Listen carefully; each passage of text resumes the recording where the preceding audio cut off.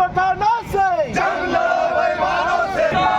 भारत माता की जय, भारत माता की जय, भारत माता की नहीं चलेगी, तानाशाही नहीं चलेगी, नहीं चलेगी, नहीं चलेगी।